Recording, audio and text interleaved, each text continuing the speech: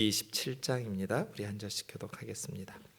욥이 또 풍자하여 이르되 나의 정당함을 물리치신 하나님, 나의 영혼을 괴롭게 하신 전능자의 사심을 두고 맹세하노니 나의 호흡이 아직 내 속에 완전히 있고 하나님의 숨결이 아직도 내 코에 있느니라.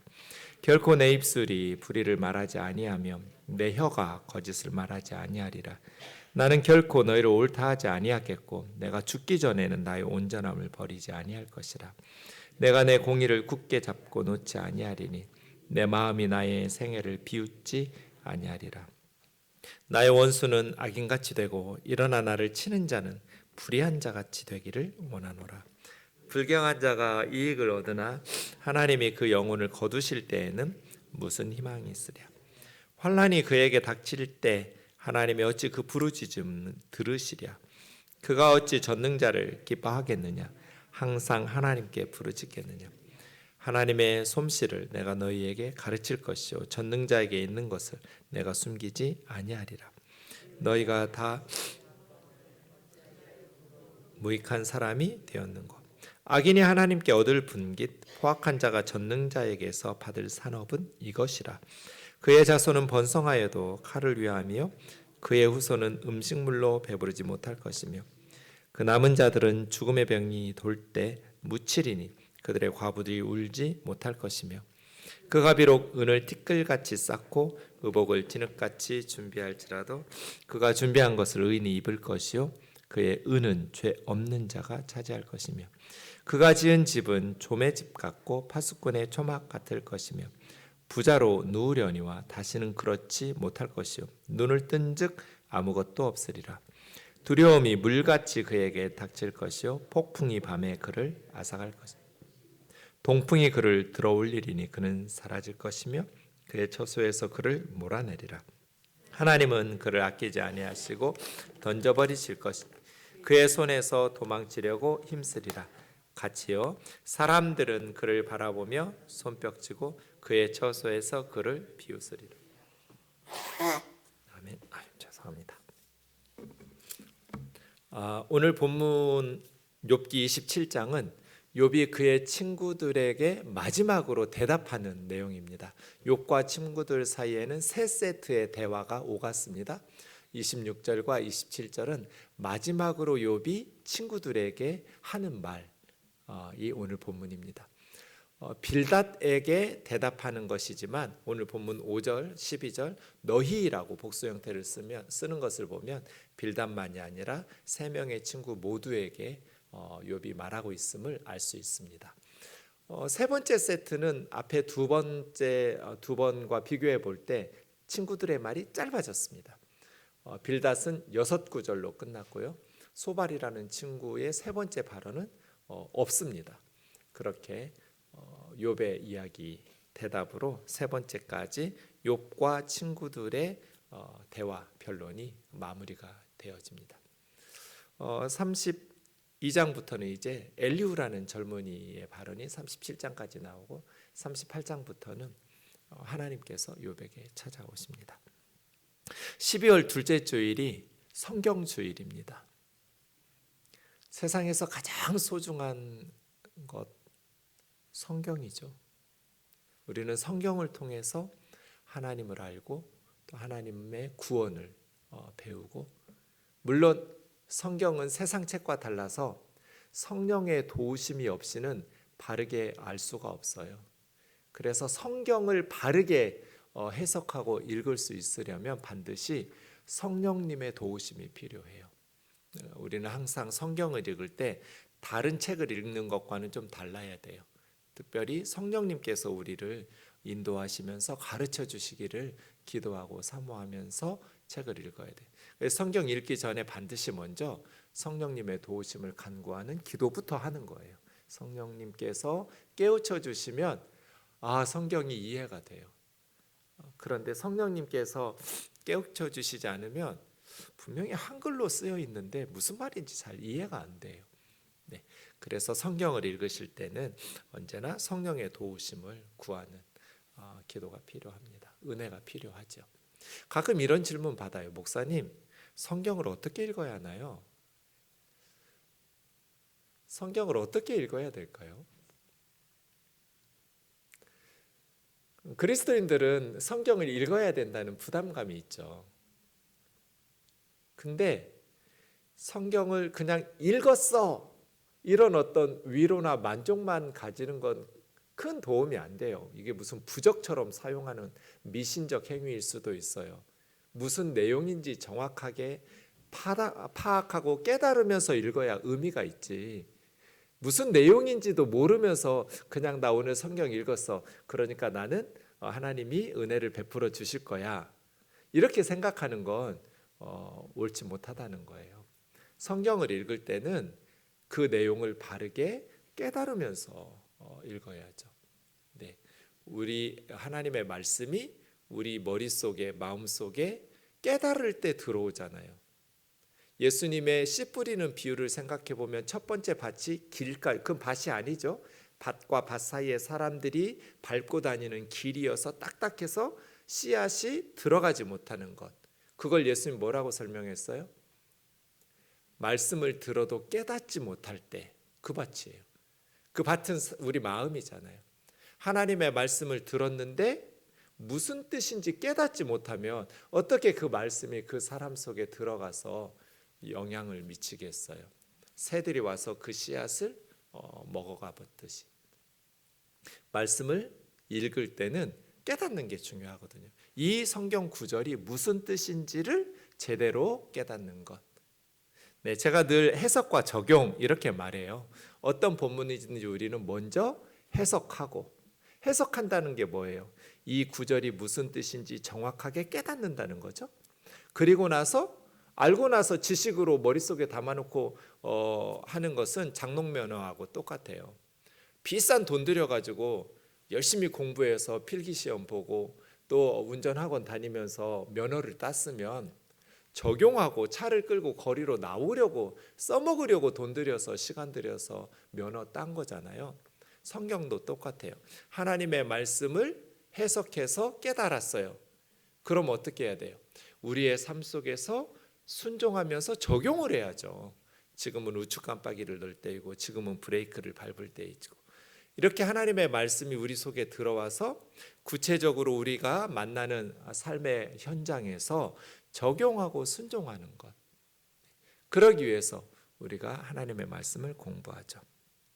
내 삶 속에 말씀이 들어오려면 먼저는 바르게 해석할 줄 알아야 돼요.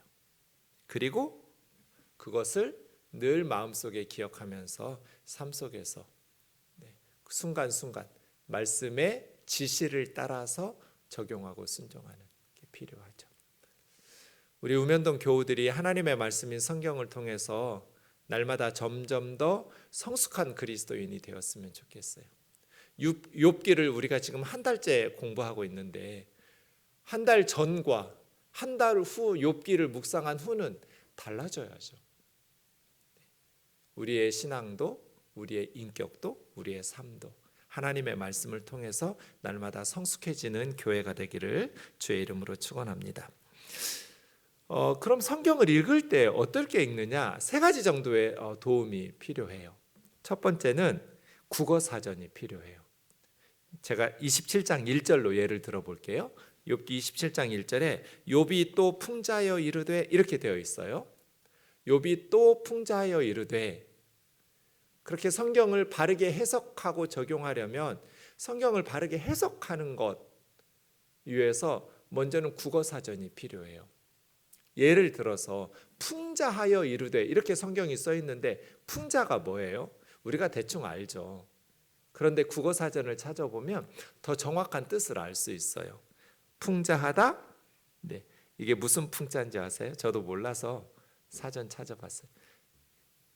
네, 칠풍이래요. 뭘 치거나, 뭘 비유하고 뭐 이런 의미도 있더라고요.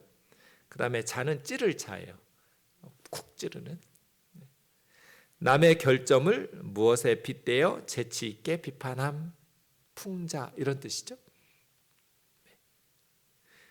그런데 한글 성경은 풍자하여 이르되 했는데 두 번째 성경 읽을 때 도움이 되는 것은 다른 번역본 성경을 같이 비교하면서 보면 좋아요. 외국어를 하실 줄 아시면 외국어 성경을 같이 비교하면서 보면 좋고요. 외국어에 익숙하지 못하시면 요즘 현대말로 쉽게 번역된 저는 표준 세번역이나 공동 번역 이렇게 많이 하는데요. 더 쉬운 걸 보려면 쉬운 성경이라는 것도 있어요. 아이들 여러분 수준에 맞게 하나쯤. 요즘은 무료 성경 어플들도 많으니까 얼마든지 스마트폰이나 노트북 같은 데다가 어플을 깔아놓고 비교하면서 동시에 읽을 수 있도록 편리하게 되어 있어요. 이거 어떻게 할 줄 모르면 어떻게 해야 돼요? 목사님한테 찾아와야죠. 내 핸드폰에 이거 깔아달라고. 네. 목사 줬다 어디다 써먹어요? 그럴 때 써먹는 거죠. 한 번만 깔아놓으면 계속해서 익숙하면 성경 어플, 아니면 이렇게 눈이 안 좋으신 어르신들은 스마트폰 너무 작으니까 종이로 된 책이 편하면 교회에서 사달라고 하면 얼마든지 주문해서 사드릴 수 있잖아요. 여러분은 좀 불편하시니까, 아니면 여러분이 기독교 서점 가서 비교해서 부르면 되고요. 이렇게 해서 다른 성경 번역본과 비교하면서 보는 게 좋아요. 표준 세번역에 1절 뭐라고 되었냐면 욥이 비유로 말하였다 이렇게 되어 있어요. 개역 개정은 풍자라고 했는데 세번역은 비유 이렇게 번역한 거예요. 약간 어감 다르죠. 근데 공동 번역은 뭐라고 번역했냐면 욥이 계속해서 탄식하며 읊조렸다 이렇게 번역했어요. 또 풍자하여 이르되, 이거를 계속해서 탄식하며 읊조렸다 이렇게 되어 있어요. NIV라는 영어 성경은 discourse 하니까 이건 무슨 발언, 담화 이런 뜻이거든요. 말, 발언을 continued, 계속했다 이렇게 되어 있습니다. 이게 두 번째예요. 국어 사전 모르는 단어들 찾아보면서 읽어야 되고요. 모르는데 그냥 넘어가면 이거는 그냥 읽었다는 위안밖에는 안 돼요. 무슨 뜻인지를 알아야 돼요. 알고 넘어가셔야 돼요. 제일 좋은 건 원어 성경으로 공부하는 거죠. 똑같은 한글 성경도 어떤 성경은 풍자라고 하고 어떤 성경은 비유라고 하고 어떤 성경은 탄식하면서 이런 식으로 읊조렸다고 번역하는데 가장 정확한 건 뭐겠어요? 원어 성경이죠. 그래서 제가 히브리어 헬라어를 가르치는 거예요. 요즘은 가르쳐 달라는 사람이 없어서 요즘은 우리 교회에서, 예전에 양재동에서는 매주 원어 성경 공부반이 있었어요. 원어 성경 어렵지 않아요. 그냥 알파벳만 읽히고, 알파벳이야 어느 언어나. 그러고 나면 읽고 쓸 줄 알게 돼요. 그죠? 알파벳을 읽고 쓸 줄 알게 되니까. 그 다음에 성경 읽고 쓸 줄 알면 기본적인 문법만 배우면 나머지는 성경이 계속 변하는 것도 아니고 책이 계속 추가되는 것도 아닌데 이미 딱 2000년 전에 고정되어 있는 텍스트를 그냥 사전 찾으면서 뜻 하나하나 보면서 해석하면 되잖아요. 뭐가 어려워요? 어렵다고 느끼니까 못하는 거죠. 네. 히브리어는 오른쪽에서 왼쪽으로 와야 돼요. 그래서 27절은 바요셉 이렇게부터 시작하는 거예요. 바요셉, 욥, 쉐트, 메살로, 바요메르 이렇게 되어 있네요. 바라는 말은 그리고 and라는 뜻이에요. 그래서 NIV가 and로 시작하는 거예요. and. 바 그리고 요셉. 요셉은 우리가 아는 사람이죠. 그죠? 요셉 이름 뜻이 뭐예요? 요셉 어머니 이름이 뭐예요? 라헬이죠. 야곱의 레아와 라헬이라는 두 아내가 있었잖아요. 근데 라헬을 위해서 야곱이 7년 동안 그 장인이 되는 외삼촌 라반의 집에서 공짜로 일해줬는데 첫날 밤 치르고 나니까 7년 동안 사랑했던 동생 라헬이 아니라 언니 레아하고 첫날 밤을 치른 거잖아요. 외삼촌 라반이 속여가지고. 그죠? 네. 그래서 둘 다 결혼하게 되었고, 근데 언니 레아는 아들들을 순풍 잘 낳는데 동생 라헬은 아이가 임신이 안 됐죠. 그죠? 그러다가 첫 번째로 라헬이 드디어 임신해서 태어난 아이가 요셉이죠. 여러분 같으면 그렇게 기다리고 기다리던 아들이 태어나면 뭐라고 이름 지을 것 같으세요? 요셉이라고 지을 것 같으세요? 요셉의 이름 뜻은 그 밑에 더하다라고 했죠? 더하다예요. 하나 더, 그 말이에요. 하나님 앞에 하나 더 달라고. 하나 더, 이게 요셉의 뜻이에요. 그래서 하나님께서 하나 더 주셨죠? 걔가 누구예요? 베냐민이죠. 그 아이 낳다가 죽었잖아요, 라헬이. 해산하다가. 그래서 라헬 생각하면 마음이 짠한데요. 라헬이 어쨌든 첫째 아들을 낳고 나서 하나 더 달라고. 이게 요셉이에요. 그러니까 바 요셉 이 말은 더하다. 그래서 우리 성경은 또 이렇게 번역한 거잖아요. 욥이 또 풍자하여 이렇게 또. 그래서 공동 번역 같으면 계속해서 이런 식으로 바 요셉 때문이에요. 하나 더 계속해서. 욥이 쉿이라는 말은 나사라는 단어에서 나오는데 이건 들어 올리는 거예요. 들어 올리다. 그 다음에 풍자, 비유 뭐 이런 식으로 번역한 메살로라는 말이 이건 이제 그의 마샬이라는 뜻인데요. 욥의 마샬로. 그건 뭐냐면 마샬이라는 단어 번역이 좀 쉽지는 않아요. 보통 격언, 속담, 비유 이런 뜻이에요. 그리고 영어 성경 NIV에서 discourse라고 번역한 것처럼 어떤 발언, 말 이런 의미를 가지기도 해요. 근데 보통은 비유나 속담이나 격언이나 이런 거예요. 바요메르는 이르기르니까요. 그러니까 원어로 보면 1절은 욥이 마샬을 들어서 계속 말하기 시작했다. 뭐 이런 의미예요. 근데 이 마샬 왜 비유, 속담 이런 식으로 마지막 발언을 했을까를 생각해 보면 속담이라는 게 널리 알려진 내용이잖아요. 세상 사람들이 널리 알고 있는 지혜로운 말로 친구들에게 대답을 더 덧붙여서 했다. 이렇게 말할 수 있는 것이죠. 이런 식으로 번역하는 거예요. 성경 읽을 때. 이게 제가 날마다 하는 일이 요거예요. 다른 성경 번역본은 뭐라고 되어 있는지. 국어사전 저는 필수 교재예요. 성경 연구에. 아주 중요한 교재가 국어사전이에요.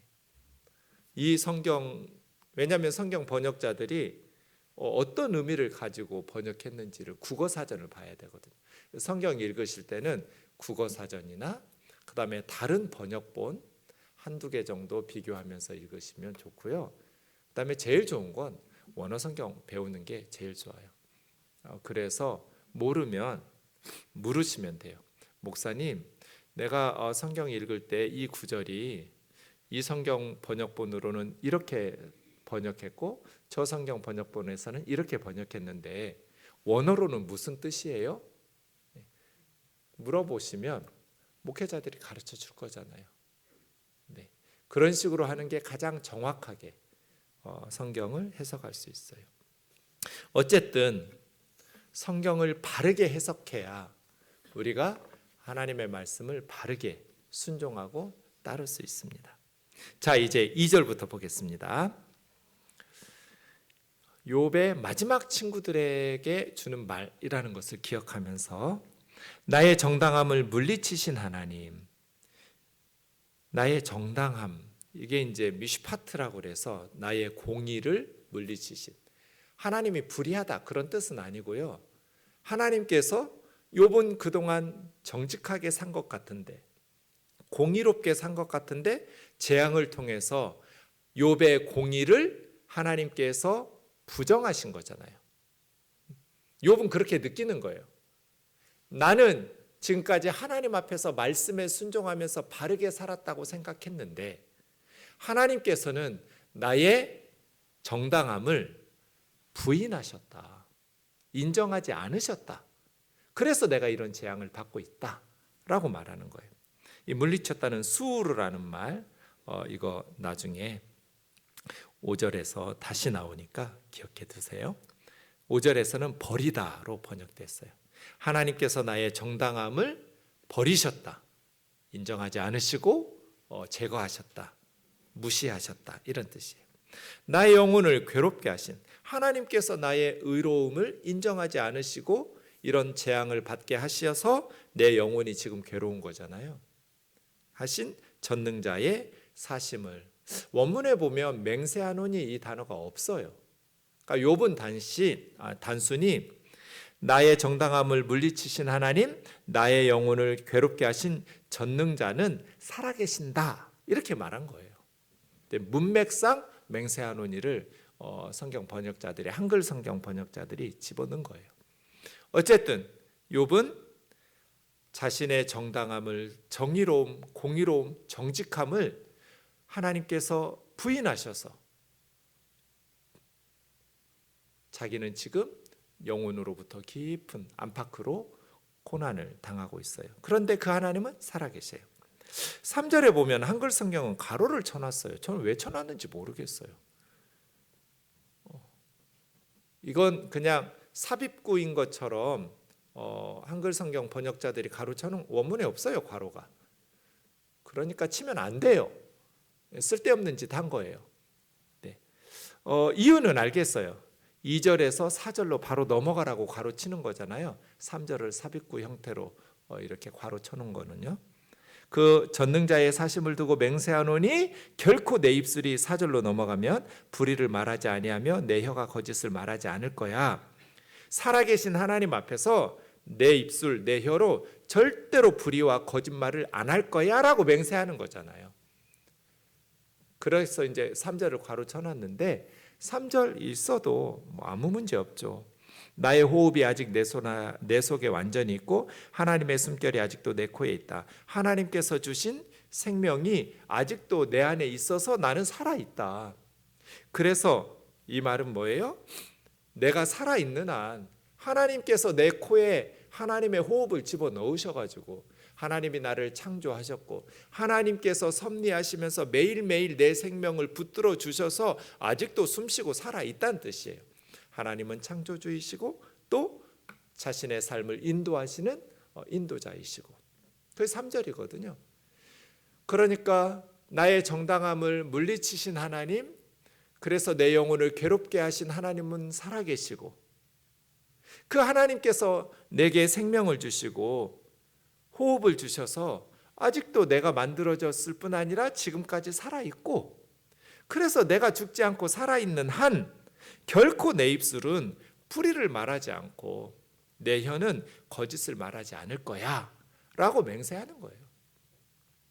그러면서 5절, 6절로 친구들의 의견을 반박하면서 말하는 거죠. 4가지예요. 첫 번째 5절, 나는 결코 너희를 옳다고 하지 않을 거야. 친구들이 뭐라고 그랬어요? 네가 죄가 많으니까 이런 심판을 받지, 이거잖아요. 네가 지은 죄가 많으니까 네 아이들 다 죽고 네 재산 다 뺏기고 네 몸에 이런 엄청난 질병을 당하고 있는 거잖아. 욥의 대답은 뭐예요? 나는 결코 너희들이 옳다라고 인정할 수 없어. 나는 이런 재앙을 받을 만한 죄를 짓지 않았어. 두 번째, 내가 죽기 전에는 나의 온전함을 버리지 않을 것이다. 이 버리지가 수르라고 해서 2절에 나의 정당함을 물리치신 하나님, 같은 단어예요. 같은 단어는 같은 한국 단어로 번역해 줬으면 좋겠어요. 이렇게 다른 단어로 번역해 버리면 같은 원어로 같은 단어라는 걸 우리는 모르잖아요. 원어 성경을 읽지 않는 이상. 그래서 같은 단어는 같은 문장 안에서라도 문맥 안에서라도 좀 같은 단어로 번역하면, 성경주의를 앞두고 제가 할머니 권사님들 앞에서 이렇게 설교하려니까 저도 힘드네요. 근데 재밌지 않으세요? 전 겁나 재밌거든요. 성경이 너무너무 재밌거든요. 드라마를 뭐하러 봐요? 성경이 있는데. 정말 재밌어요. 근데 알아야 재밌죠, 그죠? 나의 온전함을 버리지 않을 거다.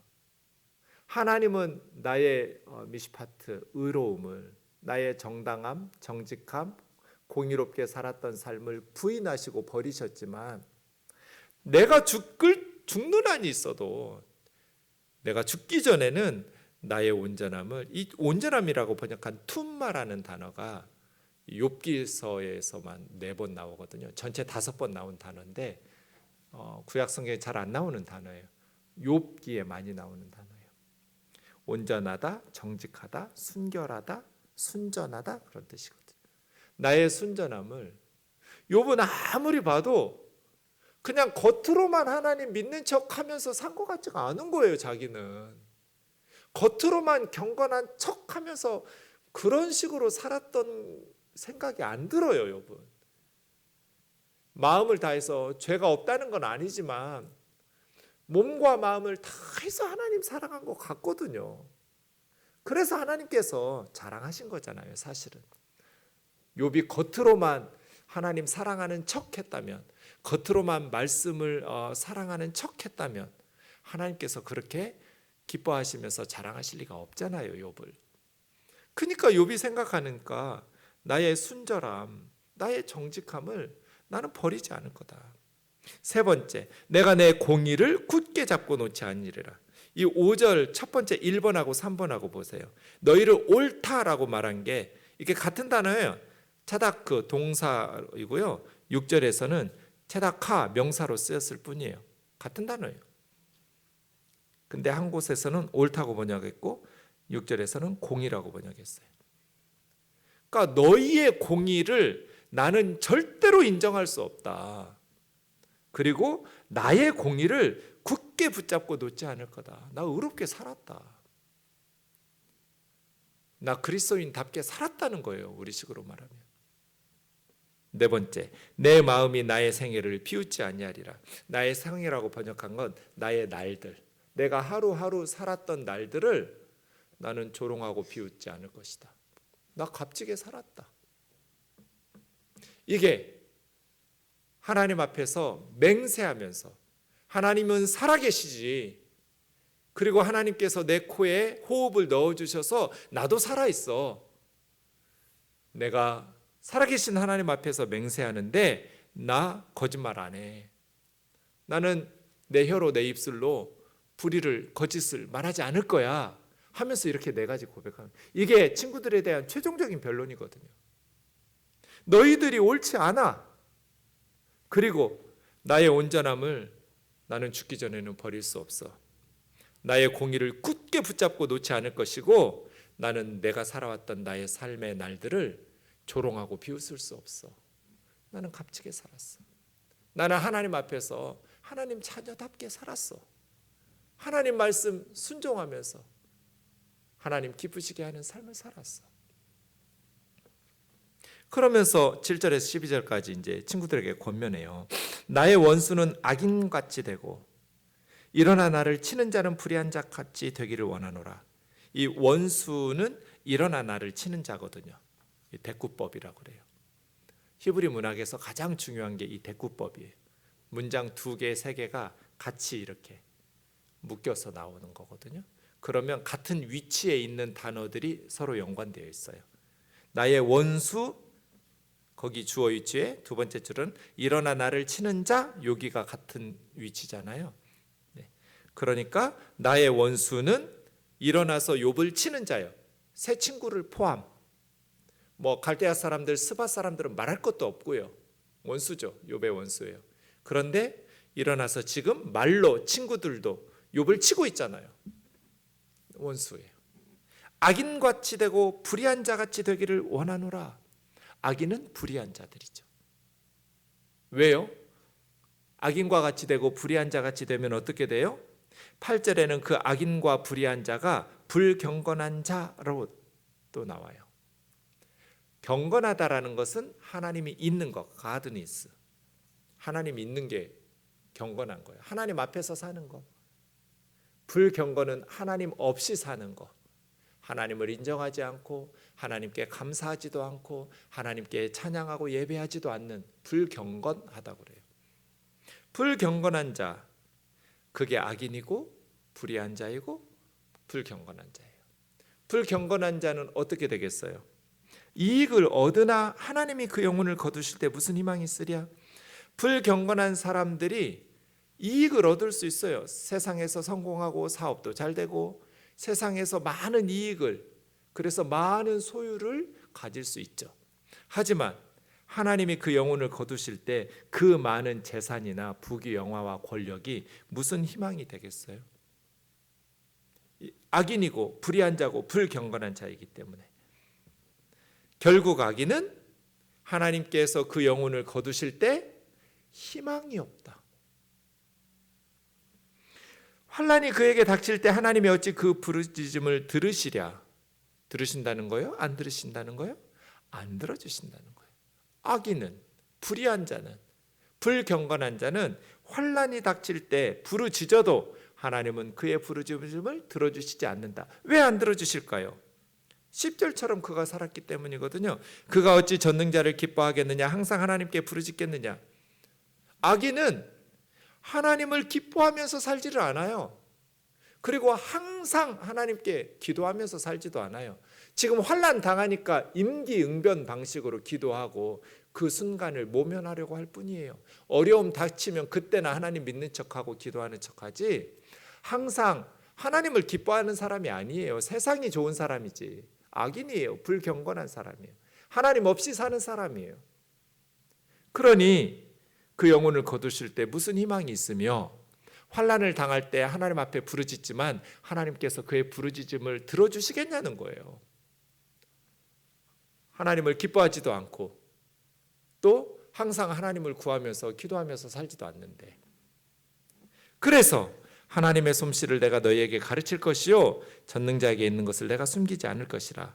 그러니까 나한테 배우라는 거잖아요. 지금 욥이 새 친구를 앞에 놓고 하나님의 손, 하나님이 일하시는 것을 내가 너희에게 가르쳐 줄 것이다.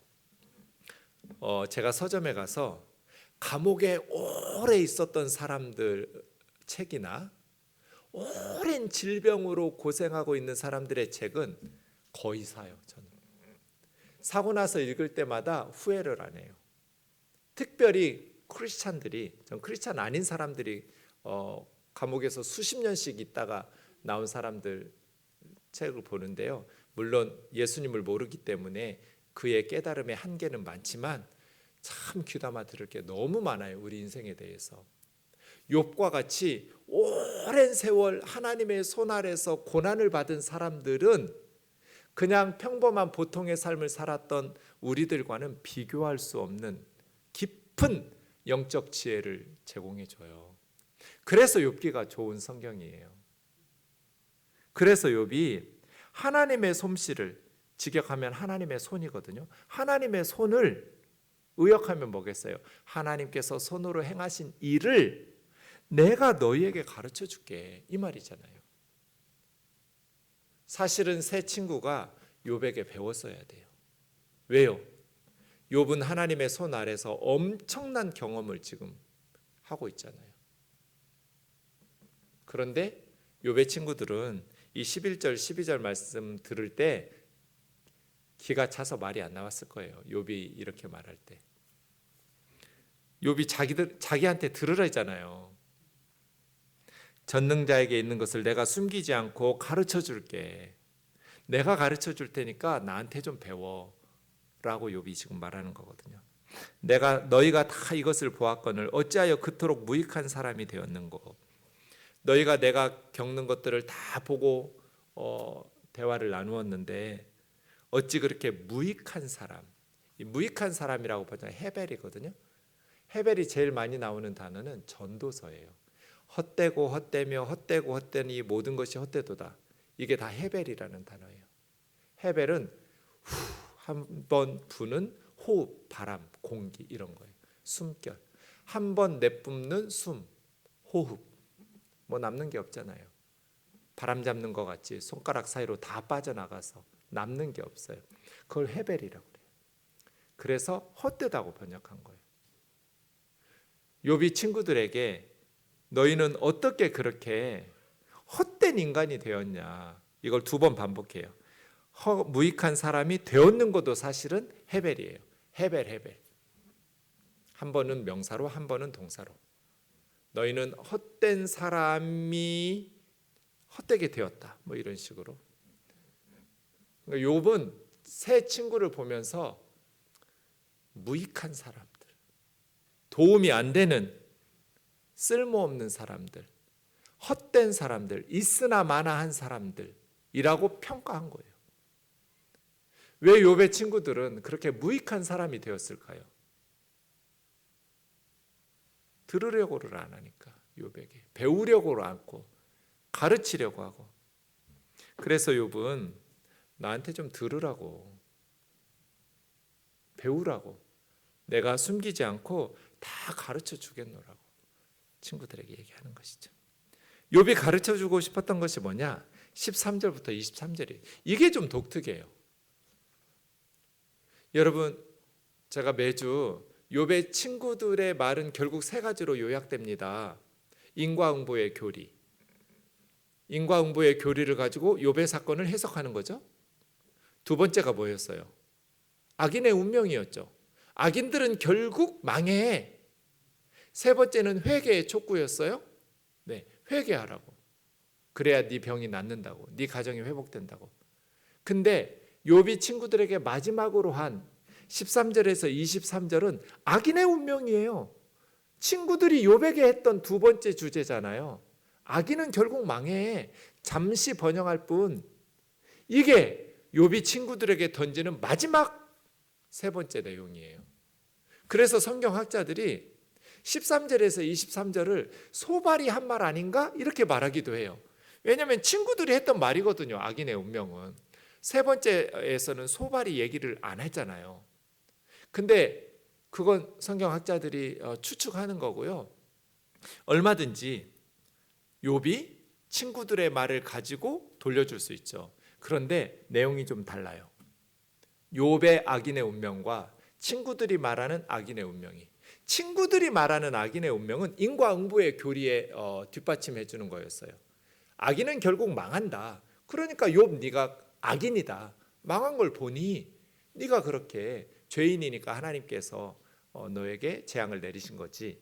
이렇게 써먹는 인과응보의 교리에 의한 그런 악인의 운명이었다면 욥이 말하고 있는 인과응보 악인의 운명은 그렇지 않아요. 이게 훨씬 더 깊어져요. 우선 좀 보겠습니다. 악인이 하나님께 얻을 분깃, 포학자가 전능자에게서 받을 산업은 이것이라. 내가 가르쳐 줄 테니까 친구들아 나에게 배워. 내가 숨기지 않고 가르쳐 줄게 라고 말하면서 악인의 운명을 말하는 거예요. 그러면서 앞으로 악인이 하나님께 받을 분깃에 대해서 5가지로 말해요. 첫 번째, 가족의 멸망. 악인의 자손은 번성하여도 칼을 위함이요 그의 후손은 음식물로 배부르지 못할 것이며. 그러니까 악인의 자손은 전쟁으로 칼에 죽거나 굶주림 기근으로 죽는다는 거잖아요. 그 남은 자들은 칼에서 살아남고 전쟁에서도 구사일생으로 살아남고 기근 중에서도 굶주림으로 죽지 않고 살아남은 후손들은 악인의 후손들이에요. 죽음의 병이 돌 때 묻히리니, 코로나 같은 전염병이 돌 때 죽을 것이다. 악인의 과부들이, 그 악인들의 부인들이나 첩들이겠죠? 울지도 못할 것이다. 울지 못하는 이유는 2가지겠죠. 너무나 그 집에 불어닥친 재앙이 크기 때문에 눈물도 안 나오거나, 두 번째는 슬퍼할 수도 없는 상황이거나 사회에 의해서 매장을 당한 그런 어떤 악인의 가문의 몰락은 남아있는 부인들이, 과부들이 울지도 못하게 하는, 슬퍼하지도 못하게 하는 상황이 되었거나 둘 중 하나일 거예요. 어쨌든 악인들이 하나님께 얻을 분깃은 후손과 자손들과 그의 가족의 멸망이다. 두 번째, 16절과 17절. 악인들이 비록 은을 티끌같이 쌓아두고 옷을 진흙같이 준비할지라도, 고대의 옷은 굉장히 비싼 물건이에요. 보석을, 은을 티끌같이 쌓아두고. 그러니까 악인들은 왜 악인이에요? 부자여서 악인이 아니라 부당한 방법으로 은을 쌓아놨기 때문에 악인이죠. 정당한 방식으로 은을 쌓고 의복을 모아두었으면 악인 아니에요. 의인이지. 욥도 의인이었잖아요. 동방에서 제일 큰 부자였는데. 그러니까 부자여서 악인이다가 아니에요. 욥은 지금. 부당한 방법으로 은을 쌓았고 의복을 쌓아두었기 때문에 악인이고, 13절에 보면 악인은 포악자예요. 악한 방식, 부당한 방식으로 재물을 획득하기 때문이에요.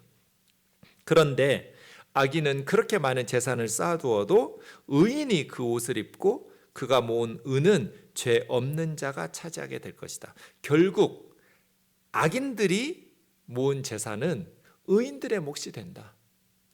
이게 두 번째. 세 번째 18절, 그의 집은 좀의 집 같고 파수꾼의 초막 같을 것이며. 네, 악인이 집을 지었으니까 이 사람 겁나 부자니까 튼튼하게 지었겠죠. 견고하게 자기 집 세웠을 거예요. 그런데 좀이 먹어요, 그 집을. 파수꾼의 초막은 그냥 임시 초소니까 볼품없이. 악인은 자기 집을, 자기가 살 집을 튼튼하게 지었을 텐데 결국 하나님께서 좀이 먹도록, 그래서 파수꾼의 임시 처소처럼 그냥 쉽게 허물어질 거라는 거예요. 부자로 누우려니와, 이 부자로 눕는다는 건 이제 죽을 때까지 부자로 죽는 거거든요. 죽을 때 부자였어요. 그런데 눈을 뜬즉 아무것도 없으리라. 왜요? 살아있을 때나 부자지 죽은 다음에도 부자예요? 수위에는 주머니가 없어요. 아무것도 못 가져가요. 악인은 부자로 누웠어요. 그런데 하나님 앞에서는 다시는 그렇지 못할 것이요. 하나님 앞에서는 다시는 부자가 아니에요. 살아있을 때는 엄청난 사람들과 재물과 권세를 거느리고 살았지만 악인이 죽고 나면 하나님의 심판대 앞에서, 그리고 그 다음 세상에서는 다시는 부자로 눕지 못해요. 그리고 저 세상에서 눈을 뜨고 나면 아무것도 없어요. 우리도 그렇지 않겠어요? 이 땅에 살아있는 동안에나 뭐 이거 가지고 있다고 큰 소리 치면서 살지, 이 땅에서 눕고 나서 주님 앞에서 눈을 뜨고 나면 우리는 아무것도 가져가지 못해요. 그 주님 앞에서 우리가 뭘 붙잡고 살아야겠어요? 네 번째, 죽음의 두려움이에요. 두려움이 물같이 그에게 닥칠 것이요. 이 물이라는 것은 급류, 홍수 같은 거죠. 갑자기 막 거센 물살이 그에게 덮치면 물속에서 허우적대듯이 죽음에 대한 공포, 미래에 대한 두려움이, 그러면 공황장애가 오겠죠. 폭풍이 밤에 그를 앗아갈 것이며, 전혀 예비치 못했던 밤에 자고 있을 때 거센 폭풍이 그를 순식간에 날려버릴 것이고, 동풍은 키딤이라고 하는데요. 이 키딤은 그 동쪽 아라비아 사막에서 불어오는 뜨거운 열풍, 건조하고 뜨거운 열풍이에요. 그래서 이 팔레스타인 지역에 불면 그냥 풀을 다 말려버려요. 위험한 바람이에요. 동풍이 그를 들어 올리리니 악인은 사라질 것이며 그의 처소에서 그를 몰아내리라. 마지막 다섯 번째 22절, 하나님은 그를 아끼지 아니하시고 던져버리실 것이니 그 손에서 도망치려고 힘쓰리라. 하지만 도망갈 수가 없겠죠. 사람들은 악인이 망하는 것을 보고 손뼉을 치고 그의 처소에서 그를 비웃으리라. 왜요? 악하게 살았으니까. 악인의 멸망을 보면서 슬퍼하는 사람 없이 손뼉을 치면서 기뻐해요. 와, 고소하다. 와, 잘됐다.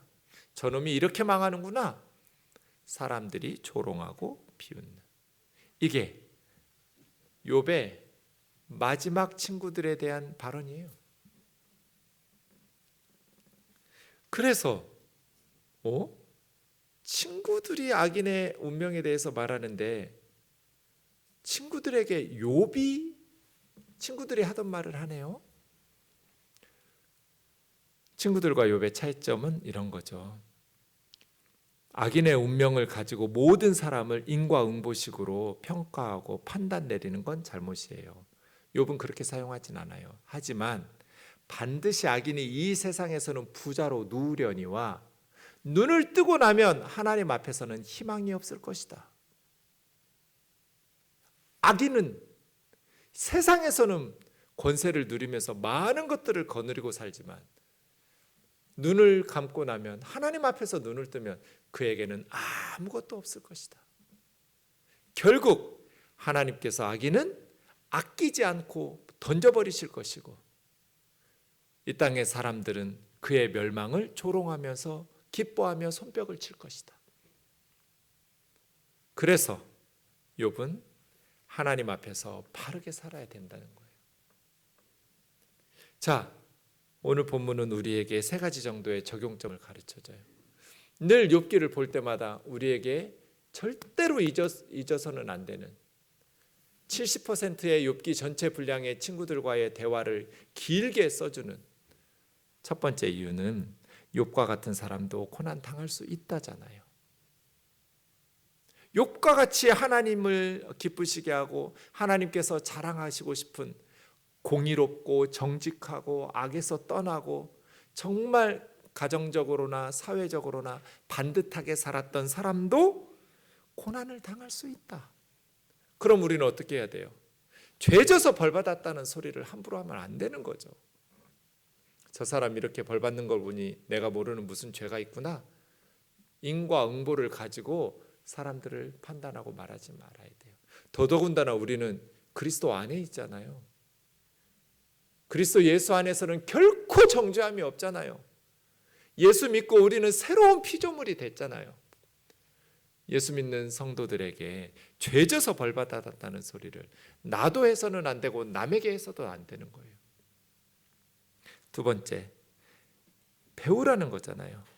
특별히 하나님의 손 아래서 오랫동안 고난받은 욥과 같은 사람에게 배워라, 들어라. 나보다 공부를 못했으니, 좋은 대학 안 나왔으니, 나이가 어리니. 아니요. 성경은 우리에게 개미가 하는 것을 보고도 배우라고 그랬잖아요. 우리는 모든 사람에게 배워야 돼요.